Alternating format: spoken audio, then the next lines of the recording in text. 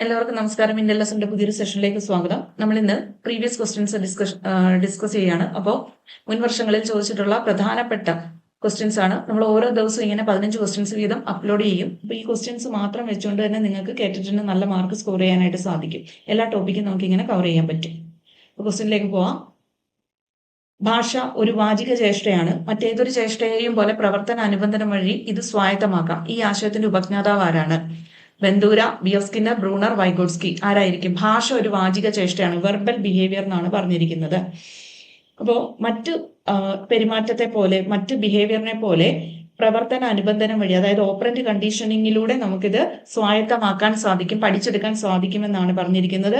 ഈ ആശയം പറഞ്ഞത് ആരാണ്? ഈ വെർബൽ ബിഹേവിയർ എന്ന് കേൾക്കുമ്പോൾ തന്നെ നമുക്ക് ഉപജ്ഞാതാവിനെ ഓർമ്മ വരണം. അപ്പൊ ഈ ക്വസ്റ്റ്യനകത്ത് തന്നെ ആൻസറിലേക്ക് എത്താനുള്ള വഴി കിടപ്പുണ്ട്. ഇതാ നോക്കിക്കേ, പ്രവർത്തന അനുബന്ധനം, ഓപ്പറന്റ് കണ്ടീഷനിങ്ങിനെ കുറിച്ചാണ് പറഞ്ഞിരിക്കുന്നത്.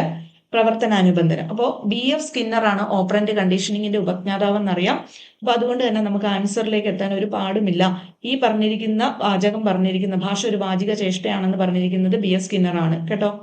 അപ്പോ ഇവിടെ ഓപ്പറന്റ് കണ്ടീഷനിങ്, പ്രവർത്തനാനുബന്ധനം, ഓപ്പറേഷൻ, നമ്മൾ ഓപ്പറേഷൻ ചെയ്യുമ്പോൾ ആദ്യം കട്ട് ചെയ്യുന്നത് നമ്മുടെ സ്കിന്നല്ലേ. അപ്പോൾ ആ ഓപ്പറേഷൻ സ്കിന്ന് കട്ട് ചെയ്യുന്നു ആദ്യം എന്ന് ഓർത്താൽ തന്നെ BF സ്കിന്നറും ഓപ്പറന്റ് കണ്ടീഷനിങ് തമ്മിൽ നിങ്ങൾക്ക് കണക്ട് ചെയ്യാം, മറന്നു പോവില്ല. അപ്പൊ ഭാഷ ഒരു വാചിക ചേഷ്ടയാണെന്ന് പറഞ്ഞാൽ BF സ്കിന്നറാണ്. അടുത്ത ചോദ്യം, ലോക ആരോഗ്യ സംഘടന നിർദ്ദേശിക്കുന്ന ജീവിത നൈപുണികളിൽ ഉൾപ്പെടാത്തത് ഏതെന്നാണ് ചോദ്യം. WHO പറയുന്ന ലൈഫ് സ്കിൽസിനകത്ത് ഉൾപ്പെടാത്തത് സ്വയം അറിയുക, ക്രിയാത്മക ചിന്ത, ദമനം, അനുതാപം. ദമനമാണ് അല്ലേ? കാരണം എന്താണ് ദമനം? റിപ്രഷൻ എന്ന് പറയുന്നത് ആരുടെ ഇതുമായിട്ട് ബന്ധപ്പെട്ടതാണ്? അതായത് സിഗ്മണ്ട് ഫ്രോയിഡിന്റെ ഡിഫൻസ് മെക്കാനിസത്തിൽ വരുന്നതാണ് ദമനം എന്ന് പറയുന്നത്. ബാക്കിയൊക്കെ എന്ന് പറയുന്നതും എന്താണ്? WHO പറയുന്ന ലൈഫ് സ്കില്ലിൽ ഉൾപ്പെടുന്നതാണ്. ഓക്കെ, അപ്പൊ സ്വയം അറിയുക എന്ന് പറയുമ്പോൾ സെൽഫ് അവയർനെസ്, ക്രിയാത്മക ചിന്ത എന്ന് പറയുമ്പോഴത്തേക്കിനും എന്താണ്? ക്രിയേറ്റീവ് തിങ്കിങ്, അനുതാപം, എമ്പതി. ഇത് കൂടാതെ ക്രിട്ടിക്കൽ തിങ്കിങ്, അതേപോലെ തന്നെ ഡിസിഷൻ മേക്കിംഗ്, പ്രോബ്ലം സോൾവിങ്, പിന്നെ അതേപോലെ കോപ്പിംഗ് വിത്ത് സ്ട്രെസ്, കോപ്പിംഗ് വിത്ത് ഇമോഷൻസ്. ഇതൊക്കെയാണ് ഈ WHO പറയുന്ന ലൈഫ് സ്കിൽസ് എന്ന് പറയുന്നത്. ഓക്കെ ആണെന്ന് കരുതുന്നു. അടുത്ത ചോദ്യം, ചുവടെ നൽകിയിരിക്കുന്നവയിൽ പ്രക്ഷേപണ രീതി ഏത്? പ്രൊജക്റ്റീവ് ടെക്നിക്സ് ഏതെന്നാണ് ചോദ്യം. വാക്യപൂരണ പരീക്ഷ, സെന്റൻസ് കംപ്ലീഷൻ ടെസ്റ്റിനെ കുറിച്ചാണ് ചോദിച്ചത്. സോഷ്യോഗ്രാം, ചെക്ക് ലിസ്റ്റ്, ചോദ്യാവലി. അപ്പൊ ഏതാണ് ആൻസർ എന്ന് പറയുന്നത്? വാക്യപൂരണ പരീക്ഷയാണ് ആൻസർ അല്ലെ? സെന്റൻസ് കംപ്ലീഷൻ ടെസ്റ്റ് അല്ലെ? പ്രക്ഷേപണ രീതി, പ്രൊജക്റ്റീവ് ടെക്നിക്സ്. ഞാൻ കഴിഞ്ഞ ഇതിനു മുമ്പ് ചെയ്ത വീഡിയോ, ലോങ് വീഡിയോയിൽ ഇതിനെക്കുറിച്ചെല്ലാം പറയുന്നുണ്ട്. പ്രൊജക്റ്റീവ് ടെക്നിക്സ് ഒക്കെ, അതൊക്കെ നിങ്ങൾ പോയി കാണുക. അപ്പൊ വാക്യപൂരണ പരീക്ഷയാണ് ഇതിവിടെ ആൻസർ എന്ന് പറയുന്നത്. സോഷ്യോഗ്രാം എന്ന് പറയുന്നത് എന്തിനുള്ളതാ? സാമൂഹ്യ ബന്ധങ്ങൾ മനസ്സിലാക്കാനുള്ളതാണ്. ചെക്ക് ലിസ്റ്റ് എന്ന് പറയുന്നത് നമ്മൾ പെരുമാറ്റങ്ങൾ അടയാളപ്പെടുത്താനാണ് ഉപയോഗിക്കുക. ചോദ്യാവലി എന്ന് പറയുമ്പോൾ ഏതാണ്? സ്വയം ഒരു റിപ്പോർട്ടിംഗ് ഉപകരണമാണ് ചോദ്യാവലി, ക്വസ്റ്റ്യനെയർ എന്ന് പറയുന്നത് അല്ലെ? ഇനി അടുത്ത ചോദ്യം എന്ന് പറയുന്നത്, വ്യക്തിത്വത്തിന്റെ ചലനാത്മകത, വ്യക്തിത്വ ഘടന, മനോലൈംഗിക വികാസ സങ്കല്പങ്ങൾ എന്നിവ ഏത് മനഃശാസ്ത്ര സമീപനത്തിനുള്ളതാണ്? Personality dynamics, personality structure, psycho social development. അപ്പോൾ സൈക്കോ സോഷ്യൽ സ്റ്റേജസ് എന്നൊക്കെ പറയുന്നത് ഏത് തിയറിസ്റ്റിൻ്റെതാണ്? ഈ 3 കാര്യങ്ങൾ എന്ന് പറയുന്നത് നമ്മുടെ സിഗ്മണ്ട് ഫ്രോയിഡിൻ്റെതാണ് അല്ലെ? സിഗ്മണ്ട് ഫ്രോയിഡിൻ്റെതാണ്. അപ്പൊ ഏത് സമീപനവുമായി ബന്ധപ്പെട്ട വ്യക്തിയാണ് സിഗ്മണ്ട് ഫ്രോയിഡ്? മനോവിശ്ലേഷണ സമീപനവുമായി ബന്ധപ്പെട്ടതാണ്. സൈക്കോ അനലറ്റിക് അപ്രോച്ച് ആണ്. ഇപ്പൊ മനോവിശ്ലേഷണ സമീപനവുമായി ബന്ധപ്പെട്ടതാണ് ഈ 3 കാര്യങ്ങൾ എന്ന് പറയുന്നത്. അപ്പൊ വ്യക്തിത്വത്തിന്റെ ചലനാത്മകത വെച്ചുകൊണ്ടാണ് അദ്ദേഹം മനസ്സിനെ 3ആയിട്ട് തിരിച്ചത്. ബോധ മനസ്സ്, ഉപബോധ മനസ്സ്, അബോധ മനസ്സ്. വ്യക്തിത്വ ഘടന അനുസരിച്ചാണ് നമ്മുടെ ഈഗോ, സൂപ്പർ ഈഗോ ഒക്കെ വരുന്നത്. പിന്നെ സൈക്കോ സെക്ഷൽ ഡെവലപ്മെന്റ് സ്റ്റേജസ് വെച്ചിട്ടാണ് നമ്മളുടെ എന്താണ് വദനഘട്ടം, അതേപോലെ എന്താണ് oral stage, anal stage, phallic stage, അതേപോലെ തന്നെ എന്താണ് ജെനിറ്റൽ സ്റ്റേജ്, ലേറ്റൻസി സ്റ്റേജ് എന്നൊക്കെ പറഞ്ഞുകൊണ്ട്, ലേറ്റൻസി സ്റ്റേജ്, ജെനിറ്റൽ സ്റ്റേജ് എന്നൊക്കെ പറഞ്ഞുകൊണ്ട് ഇങ്ങനെ വരുന്നത്. അപ്പോൾ ആ സ്റ്റേജസ് ഒക്കെ നമ്മൾ പഠിക്കും വിശദമായിട്ട്.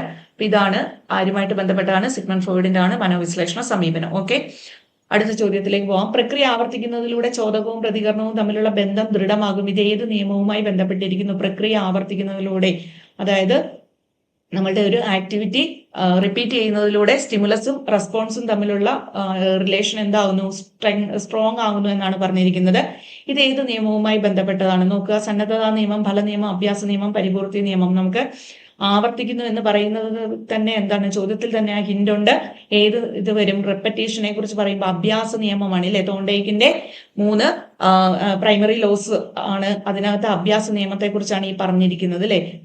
Law of readiness, law of effect, law of exercise. ഈ 3 നിയമങ്ങളാണ് തോണ്ടേക്കിന്റെ പഠന നിയമത്രയങ്ങൾ എന്ന് പറയുന്നത് അതിനകത്ത് അഭ്യാസ നിയമത്തിന്റെ ചോദ്യമാണ് ഈ കിടക്കുന്നത് അല്ലെ. ഇനി അടുത്തതെന്ന് പറയുന്നത് പ്രവർത്തന ഘട്ടം, ബിംബന ഘട്ടം, പ്രതീകാത്മക ഘട്ടം അല്ലെ പ്രതിരൂപാത്മക ഘട്ടം എന്നീ ഘട്ടങ്ങളിലൂടെയാണ് ആശയ രൂപീകരണം നടക്കുന്നതെന്ന് അഭിപ്രായപ്പെട്ടത് ആരാണ്? നോക്കിക്കേ, ഏതൊക്കെയാണ് പറഞ്ഞിരിക്കുന്നത്? Inactive stage, iconic stage, symbolic stage. ഈ 3 സ്റ്റേജസ് എന്ന് പറയുന്നത് ആരുടെ ഡെവലപ്മെന്റൽ സ്റ്റേജുമായി ബന്ധപ്പെട്ടതാണ്? ബ്രൂണറുടേതാണ് അല്ലേ. 3 മോഡ്സ് ഓഫ് റെപ്രസെന്റേഷൻ, ബ്രൂണറിന്റെ മോഡ്സ് ഓഫ് റെപ്രസെന്റേഷനുമായി ബന്ധപ്പെട്ട ചോദ്യമാണിത്. ഇത് വളരെ സിമ്പിൾ ആണ്, എല്ലാവർക്കും അറിയാവുന്ന കാര്യമാണ് അല്ലേ, പക്ഷെ വളരെ ഇമ്പോർട്ടന്റ് ആയിട്ടുള്ളതുമാണ്, പഠിച്ചുകൊള്ളുക. അടുത്ത ചോദ്യം എന്ന് പറയുന്നത് യൂണിറ്റ് ടെസ്റ്റിൽ നല്ല സ്കോർ നേടുന്ന കുട്ടിയെ നോട്ട്ബുക്കിൽ പാഠഭാഗം പകർത്തി എഴുതി കൊണ്ടുവരാനുള്ള അസൈൻമെന്റിൽ നിന്ന് ടീച്ചർ ഒഴിവാക്കുന്നു. ഇത് എന്തിന് ഉദാഹരണമാണ്? ധനപ്രബലനം, പ്രോത്സാഹനം, ശിക്ഷ, ബഹുമതി. എന്താണ് മക്കളെ?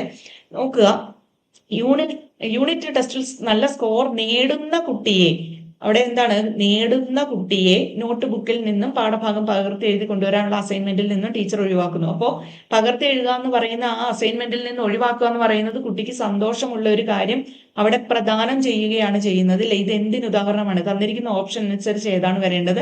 ധനപ്രബലനമാണ്.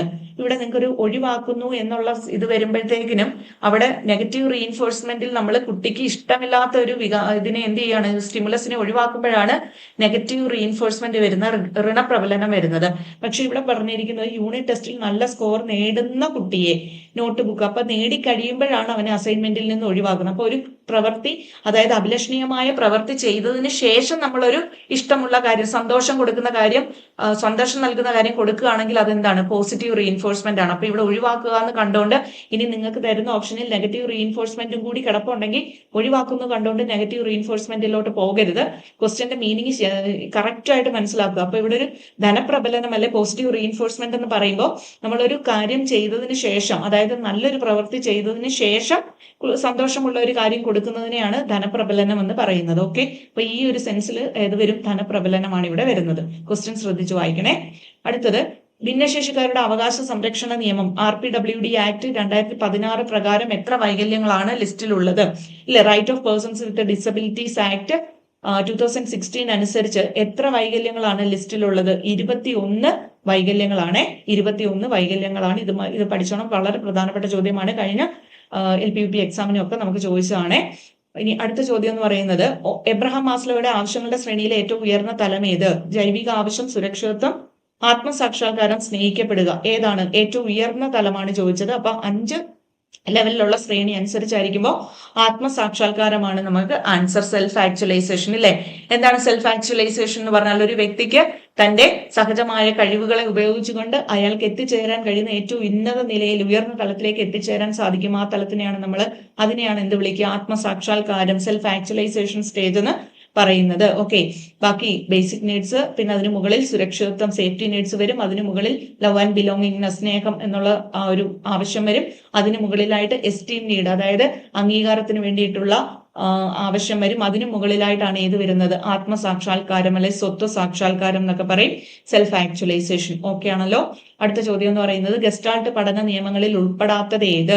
അതായത് സമഗ്രതാവാദവുമായി ബന്ധപ്പെട്ട ഒരു ക്വസ്റ്റ്യൻ ആണല്ലേ. നോക്കിക്കേ, ഓപ്ഷൻ സാദൃശ്യ നിയമം, സാമീപ്യ നിയമം, പരിപൂർത്തി നിയമം, സന്നദ്ധതാ നിയമം. ഇത് കാണുമ്പോൾ തന്നെ അറിയാം ഏതാണ്? സന്നദ്ധതാ നിയമമാണ് ഇല്ലേ. സന്നദ്ധതാ നിയമം എന്ന് പറയുന്നത് നമ്മുടെ തോണ്ടേക്കിന്റെ പ്രൈമറി ലോസിൽ വരുന്നതാണ് അല്ലെ, ലോ ഓഫ് റെഡിനെസ് ആണ്. ബാക്കി 3 എന്ന് പറയുന്നത് ഗസ്റ്റാൾട്ട് പഠന നിയമങ്ങൾ, അതായത് ലോസ് ഓഫ് പെർസെപ്ഷൻ ആണ്, പ്രത്യക്ഷണ നിയമങ്ങളാണ്. സാദൃശ്യവും സാമീപ്യവും പരിപൂർത്തി നിയമം എന്നൊക്കെ പറയുന്നത്. ഓക്കെ ആണെന്ന് കരുതുന്നു. അടുത്ത ചോദ്യം, ഘടനാവാദത്തിന് തുടക്കം കുറിച്ചത് ആരാണ്? Bruner, William Wundt, William James, glazed. ആരാണ് ഘടനാവാദം, സ്ട്രക്ചറലിസത്തിന് തുടക്കം കുറിച്ചത്? വില്യം വൂണ്ടാണ് ആൻസർ അല്ലെ, വില്യം വൂണ്ട്. വില്യം വൂണ്ടിനെ കുറിച്ച് മറ്റൊരു കാര്യം കൂടെ ഓർത്തു വെച്ചോണം. എന്താണ്? മനഃശാസ്ത്രത്തിന്റെ പിതാവാണ് വില്യം വൂണ്ട് എന്ന് പറയുന്നത്, മനഃശാസ്ത്രത്തിന്റെ പിതാവാണ്. അതേപോലെ തന്നെ എന്താണ്? 1879 ജർമ്മനിയിലെ ലിപ്സിഗ് സർവകലാശാലയിൽ തന്റെ ആദ്യത്തെ മനഃശാസ്ത്ര പരീക്ഷണശാല സ്ഥാപിച്ച വ്യക്തിയാണ് വില്യം വൂണ്ട്. അപ്പോൾ പരീക്ഷണ മനഃശാസ്ത്രത്തിന്റെ പിതാവെന്ന് അറിയപ്പെടുന്നതും ആരെയാണ്? വില്യം വൂണ്ടിനെയാണ്. ഇത്രയും കാര്യങ്ങൾ പഠിച്ചു വെച്ചോണേ. അടുത്തതെന്ന് പറയുന്നത്, സമഗ്രതാവാദം ഉദയം കൊണ്ട രാജ്യം ഏതാണ്? ഗസ്റ്റാൾട്ടിസം ഉദയം കൊണ്ട രാജ്യം വളരെ ഇമ്പോർട്ടന്റ് ആയിട്ടുള്ള ക്വസ്റ്റ്യൻ ആണ്. Germany, America, Brazil, Australia. ഏതാണ്? ജർമ്മനിയാണ് ആൻസർ. സമഗ്രതാവാദം ഉദയം കൊണ്ട രാജ്യം ജർമ്മനിയാണ്. ജർമ്മനിയിലാണ്. സമഗ്രതാവാദത്തിന്റെ പ്രധാന വക്താവാരായിരുന്നു? മാക്സ് വെർത്തിമർ ആണെന്നുള്ളത് ഓർത്ത് വെക്കുക. മാക്സ് വെർത്തിമർ. ഓക്കെ ആണല്ലോ.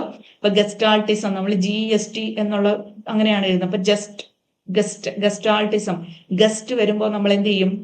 മാക്സിമം നമ്മൾ അവരെ എന്ത് ചെയ്യും, ട്രീറ്റ് ചെയ്യാൻ നോക്കും. അപ്പോൾ ഗസ്റ്റാൾട്ടിസം മാക്സ് വെർത്തിമറിനെ കണക്ട് ചെയ്യാലോ, ഗസ്റ്റാൾട്ട് മാക്സ് വെർത്തിമർ എന്നുള്ളതിന്റെ കേട്ടോ. അപ്പൊ ഗസ്റ്റ് വരുമ്പോൾ നമ്മൾ മാക്സിമം അവരെ എന്ത് ചെയ്യും, ട്രീറ്റ് ചെയ്യാൻ നോക്കും എന്നുള്ളത് ഓർത്ത് വയ്ക്കുക. മാക്സ് വെർത്തിമർ അത് തിരിഞ്ഞു പോകത്തില്ല. അപ്പോൾ അടുത്ത ചോദ്യം, അംഗീകാരം, അധികാരം, നേട്ടം എന്നിവയ്ക്കായുള്ള മനുഷ്യന്റെ ആവശ്യകത അഭിപ്രേരണയുമായി ബന്ധപ്പെടുത്തിയ ശാസ്ത്രജ്ഞന്റെ പേരെന്ത്? അംഗീകാരം, അധികാരം, നേട്ടം എന്ന് പറയുമ്പോൾ നീഡ് ഫോർ ഏതാണ്, അഫിലിയേഷൻ, അധികാരം നീഡ് ഫോർ പവർ, നേട്ടം നീഡ് ഫോർ അച്ചീവ്മെന്റ്. ഈ ആവശ്യകതയെ കുറിച്ചാണ് പറഞ്ഞിരിക്കുന്നത്. അപ്പൊ ഈ മൂന്ന് കാര്യങ്ങൾ, need for affiliation, need for achievement, need for power, ഈ മൂന്ന് കാര്യങ്ങളും വരുമ്പോൾ നിങ്ങൾ ആരെ ഓർത്തണം? മാക്ലെലൻഡ് ആണ്, മാക്ലെലൻഡ് കേട്ടോ. അതായത് അതേപോലെ തന്നെ എന്താണ് നീഡ് ഫോർ അച്ചീവ്മെന്റ്. അപ്പോ ആ ഒരു ചോദ്യം എപ്പോഴും ചോദിക്കാറുള്ളതാണ്, നീഡ് ഫോർ അച്ചീവ്മെന്റ് എന്നുള്ളത് ആരുമായിട്ട് ബന്ധപ്പെട്ടാണ്? മാക്ലെലൻഡ്. ഈ മൂന്ന് കാര്യങ്ങളും, ഈ മൂന്ന് ആവശ്യകതയുടെയും കാര്യം പറയുന്നത് ആരാണ്? മാക്ലെലൻഡ് ആണ്. ഓക്കെ ആണെന്ന് കരുതുന്നു. അടുത്തത്, അന്തർദൃഷ്ടി പഠന സിദ്ധാന്തം ആവിഷ്കരിച്ചത് ഇൻസൈറ്റ് ലേണിംഗ് തിയറി ആരുടേതാണ്? Clark Hull, Ausubel, Kohler, Freud. അന്തർദൃഷ്ടി പഠന സിദ്ധാന്തം ഗസ്റ്റാൾട്ടിസവുമായി ബന്ധപ്പെട്ട വളരെ പ്രധാനപ്പെട്ട ഒരു ചോദ്യമാണ്. ആരാണ്? കോഹ്ലർ ആണ് അല്ലെ, കോഹ്ലർ ആണ് ഇൻസൈറ്റ് ലേണിംഗ് തിയറി ആവിഷ്കരിച്ചത്, കോഹ്ലർ ആണ്. അപ്പോൾ കോഹ്ലർ തന്റെ ഇൻസൈറ്റ് ലേണിംഗ് തിയറി, അന്തർദൃഷ്ടി പഠന സിദ്ധാന്തം ആവിഷ്കരിച്ചത് ഏത് പരീക്ഷണത്തിലൂടെയാണ്? സുൽത്താൻ എന്ന ചിമ്പൻസിയിൽ നടത്തിയ പരീക്ഷണം ഇല്ലേ, ടെനറിഫ് ദ്വീപിൽ അദ്ദേഹം കുരങ്ങുകളിൽ, അതായത് എയ്ഡ്സിൽ ചിമ്പൻസികളിൽ പരീക്ഷണം നടത്തിയാണ് ഈ അന്തർദൃഷ്ടി പഠന സിദ്ധാന്തം ആവിഷ്കരിച്ചത്. ഒക്കെ ആണെന്ന് കരുതുന്നു. ഈ സുൽത്താൻ എന്ന ചിമ്പൻസിയുടെ പേരും എപ്പോഴും ചോദിക്കുന്നതാണ്. ഇനി അടുത്തത്, ഒരാളുടെ സ്വന്തം ചിന്തയെക്കുറിച്ചുള്ള ചിന്തയെ പറയുന്നത്, ചിന്തയെക്കുറിച്ചുള്ള ചിന്ത എന്ന് പറയുമ്പോൾ എന്താണ്, ഏതാണെന്നാണ് ചോദ്യം. Cognition, dual cognition, mega cognition, meta cognition. ഏത് വരും? മെറ്റാ കൊഗ്നിഷൻ ആണ് അല്ലെ, മെറ്റാ കൊഗ്നിഷൻ ആണ്. ഓപ്ഷൻ ഡി ആണ് ആൻസർ, മെറ്റാ കൊഗ്നിഷൻ. അതീത ചിന്ത എന്ന് പറയും അല്ലെ, ചിന്തയെ കുറിച്ചുള്ള ചിന്തയ്ക്ക് പറയുന്നത് എന്താണ്? അതീത ചിന്ത, അതീത ചിന്ത എന്ന് പറയുന്നു. മെറ്റാ കൊഗ്നിഷൻ, അതീത ചിന്ത. അപ്പോൾ ജോൺ എച്ച് ഫ്ലെവൽ ആണ് ഈ മെറ്റാ കൊഗ്നിഷന്റെ ആളെന്ന് പറയുന്നത്, ജോൺ എച്ച് ഫ്ലെവൽ ആണ്. ഓക്കെ ആണെന്ന് കരുതുന്നു. അപ്പൊ നമ്മൾ 15 ക്വസ്റ്റ്യൻസ് ആണ് ഇന്ന് ചെയ്തത്. ഇങ്ങനെ ഓരോ ദിവസവും നമ്മൾ 15 ക്വസ്റ്റ്യൻസ് വീതം ഇങ്ങനെ അപ്ലോഡ് ചെയ്യും. അപ്പോൾ നിങ്ങൾക്ക് കേട്ടിട്ട് എക്സാം ആകുമ്പോഴത്തേക്കിനും ഫുൾ ടോപ്പിക് ഇതിനകത്തൂടെ നിങ്ങൾക്ക് കവർ ചെയ്യാൻ പറ്റും. പ്രീവിയസ് ക്വസ്റ്റ്യൻസ് മുഴുവനും നിങ്ങൾക്ക് ഇതിനകത്ത് കൂടെ വർക്കൗട്ട് ചെയ്യാനും സാധിക്കും. അപ്പോൾ നിഷ്പ്രയാസം നിങ്ങളുടെ കേട്ടിട്ട് നിങ്ങളുടെ കയ്യിലിരിക്കുകയും ചെയ്യും. അതായത് സൈക്കോളജിയുടെ പോർഷൻസ് നിങ്ങൾക്ക് ഉറപ്പായിട്ട് ഈ 30 മാർക്ക് ഇങ്ങനെ സ്വന്തമാക്കാനായിട്ട് സാധിക്കും. അപ്പോൾ നമുക്ക് ബാക്കി ക്വസ്റ്റ്യൻസുമായിട്ട് അടുത്ത ക്ലാസ്സിൽ കാണാം. Let's learn together. Thank you.